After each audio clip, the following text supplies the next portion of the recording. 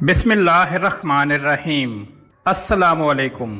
ابن عربی کہتے ہیں کہ حجاج بن یوسف کے عہد سلطنت میں قبیلہ بنی حنفیہ میں حجدر بن مالک نامی ایک بڑا ڈاکو تھا۔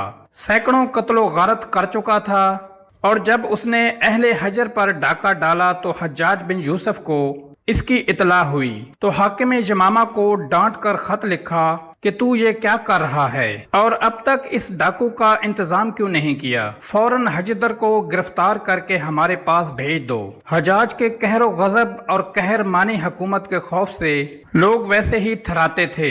خط پہنچا تو حاکم یمامہ کو اپنی موت نظر آ گئی۔ اس نے اپنے قبیلہ کے ہوشیار اور بہادر لوگوں کو بلا کر ایک بڑا انعام مقرر کیا کہ وہ حجدر کو قتل کر دیں یا قید کر کے لے آئیں۔ یہ لوگ اس کی تلاش میں نکلے۔ جب اس کے متسکر کے قریب ہوئے تو ان میں سے ایک آدمی کو یہ پیغام دے کر بھیجا کہ ہم لوگ بھی تمہاری جماعت میں شریک ہو کر رہنا چاہتے ہیں۔ چنانچہ حجدر کو ان پر اعتماد ہو گیا اور ساتھ رہنے کی اجازت دے دی۔ یہ سب لوگ حجدر کے ساتھ رہنے لگے، یہاں تک کہ ایک روز موقع پا کر اس کو باندھ لیا اور حاکم یمامہ کے پاس پہنچا دیا، اور حاکم یمامہ نے اس ڈاکو کو انہی لوگوں کے ساتھ حجاج بن یوسف کے پاس بھیج دیا۔ اور جب یہ حجدر نامی ڈاکو حجاج کے سامنے پیش ہوتا ہے اور اس کو یہ بھی معلوم ہوا کہ حجاج بن یوسف وہ خونخوار انسان ہے کہ 1,20,000 انسانوں کو باندھ کر قتل کر چکا ہے، مگر اس کی جرت دیکھیے۔ جب حجاج نے اس سے پوچھا کہ تجھے اس رہزنی اور ڈاکہ ڈالنے پر کس چیز نے آمادہ کیا، تو اس نے کہا 3 چیزوں نے، ایک اپنے دل کی جرت و شجاعت، دوسرے بادشاہ کا ظلم، تیسرے زمانہ کے حوادث۔ حجاج نے کہا تو اس سے وہ کیا بات سرزد ہوئی جس کی وجہ سے تیری جرت بڑھی اور سلطان نے تجھ پر ظلم کیا اور زمانہ کے حوادث تجھ پر ٹوٹ پڑے؟ حجدر نے کہا کہ امیر مجھے آزمائے تو مجھے بہترین سیاسی، شہ سوار اور اپنی رعیت میں سب سے زیادہ خیرخواہ پائیں گے، اور یہ اس لیے کہ جب کبھی کسی سے میرا مقابلہ ہوا ہے تو میں نے اپنے آپ کو اس پر غالب پایا ہے۔ حجاج نے کہا اچھا، ہم تمہیں آزماتے ہیں، اور آزمائش یہ ہے کہ تمہیں ایک میدان میں چھوڑتے ہیں جس میں ایک شیر ہوگا۔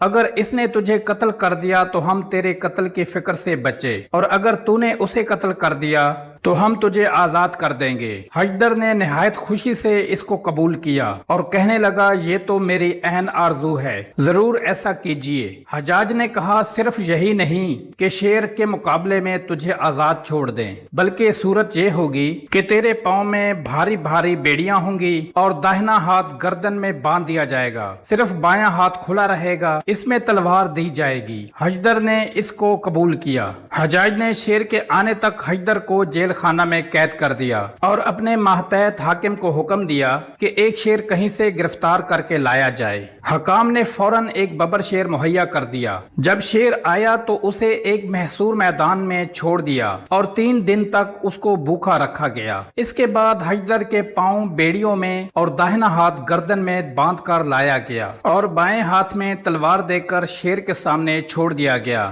حجدر اس کو دیکھ کر ایک رجزیہ ترانہ پڑھنے لگا۔ جب شیر نے اس کو دیکھا تو نہایت زور سے دھاڑا اور انگڑائی لے کر حجدر کی طرف بڑھا۔ جب شیر بالکل قریب آ پہنچا اور ایک نیزے کا فاصلہ رہ گیا تو حجدر نے زور سے جست کی اور اس زور سے شیر پر تلوار کا وار کیا کہ ایک ہی وار میں شیر ختم ہو کر زمین پر گرا، اور ادھر حجدر پیروں کی بیڑیوں کی وجہ سے پیچھے کو جا پڑا۔ حجاج اور اس کے انوان ایک دریچے سے یہ تماشا دیکھ رہے تھے اور سب نے نعرہ تکبیر بلند کیا۔ ادھر حجدر اٹھا اور حجاج سے خطاب کر کے فی البدیہ یہ اشعار پڑھے: اگر آپ نے میری موت کا قصد کیا تھا تو اے حجاج میں تیرے انعام کا بھی امیدوار ہوں۔ عورتیں تو یہ سمجھی تھیں کہ میں کبھی لوٹ کر نہ آؤں گا، کیونکہ وہ شوہروں کی غیرت پر پورا بھروسہ نہیں رکھتی، اور میں نے سمجھ لیا تھا کہ اگر شیر کے مقابلہ سے پہلو تہی کی تو حجاج کے ہاتھ سے نجات نہیں پا سکتا۔